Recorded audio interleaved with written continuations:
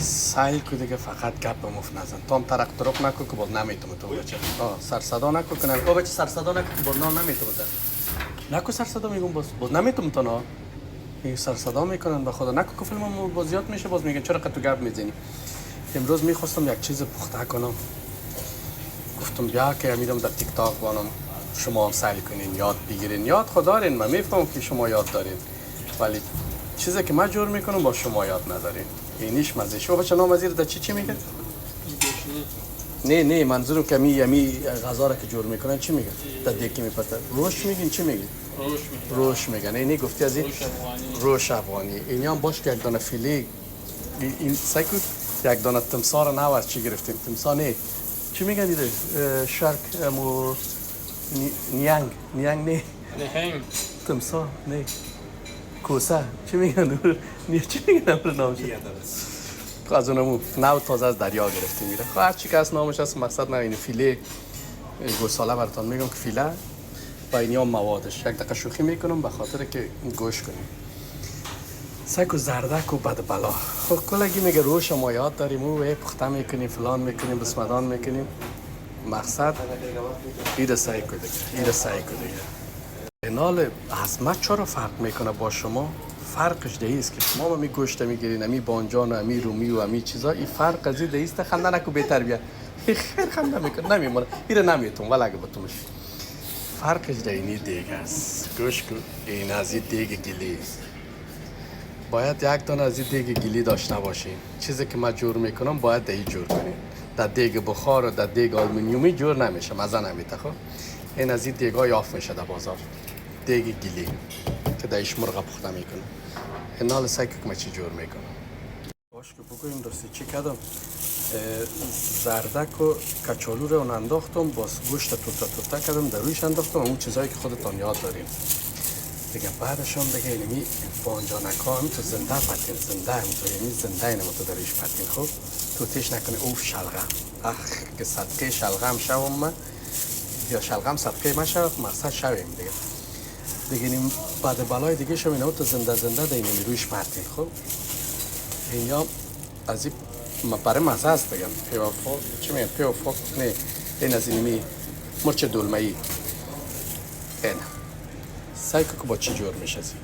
باش دوستای عزیز که شما میگین خب ما تو جور میکنیم این حال باز بعضی از پرسان میکنه که اگه این دیگ نباشه خیلی ما چطور کنیم؟ بیادری دیگ که نداشتی خب هیچ پخته نکن.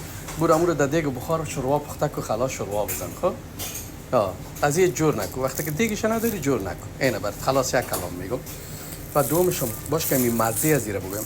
من نمک انداختم، مرچ سیاه انداختم، تخم گشنیز انداختم، گشنیز و یک چیز برای مزه شو باش که من نشانتون بدم پیشتر نشان ندادم نامش نگفتم. یک ذره کرفس. یک دو سه توته کرفس میندازین دایش خوب و دوم مزه. فقط یک کم زیره همراه ایل سرش میپرتیم. اینمی دو کار باید بکنید اگر زی میخواین جور کنین و اینمی دو چیزه که من میگم سه چیز دیگه سیر و پیاز و این چیزا رو خلقی میپرتن دیگه چی دیگه اینمی اونمون مسالش بود و بانجان و کچالو بعد بلا و زردک و سیر و چیزا. ولی همین دو چیز دیگه را که من گفتم شما زیاد کنین و همراه گشنیز تازه دیگه تمام. نال سرشقای میکنم دیگه ایره میمونیم بعد مدت یک شاید در حساب یک شاید 3-4 ساعت طول بکشه که تا آماده شه. باش دوستای عزیز کل چیز انداختم سرشون بسته کردم. اصلی چیز یادم رفته بود. اصلی چیز یعنی روغن. او نمیپرتیم تنها روغن سرش میپرتیم یک کمک. آها چربش میکنیم گفتی یگان تو. اینی را اینه تو روغن سرش پاش میتیم یک کمک مندازیم که دیگه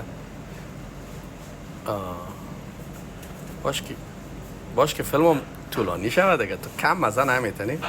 اینه دیگه اینی هم روغن انداختیم سرش دیگه. سرکش پس زرورق میگیریم. سر داره سرش به خاطر که یک کمک از سرش بالا صحیح نمیشینه من زرورق میگیرم روشه تا یک کمک خدا یعنی نرم شه و پایان بره با سرش میمون. اینی هم عزیز دیگه اینال یک چیز دیگه پخته کردنش دیگه من صبر نمیکنم تا 3-4 ساعت دیگه که پخته کردنش شما رو یاد بدم. خب دیگه با اجازهتون پخته کردنش این خامش که دیدین پختش هم بفهمین که چقدر مزه میده دیگه. ولی دیگ از امی دیگ باید باشه. در دیگه دیگ پخته نکنین. یادتان باشه. داش که این آماده شد که در داش بردیمش. که دست من نسوزانم مال قرار دینیم بغله که داش اینما تو بیمانیمش. داش هم البته است 327 درجه است. 3 درجه چقدر زیاد است ولی قدر در درجه زیاد من نمیمانمش. شاید تقریبا یک نیم ساعت هم قدر 1 ساعت نیم ساعت میمانم میبینم. باز بعد در درجه کم در درجه 150 تا دیگه یک چقدر بگویم یک شاید 1 ساعت 2 ساعت دیگه 2 ساعت دیگه در درجه 150 میمانیمش که خود نرم کنه دیگه. نال روانش که برای می رفیقای تندیوالایت که ببینم مزه روش چه رقم است در دیگ گلی. این البته چی میگن امو اصل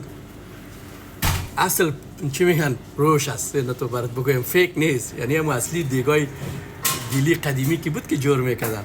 امو دیگای قدیمی است.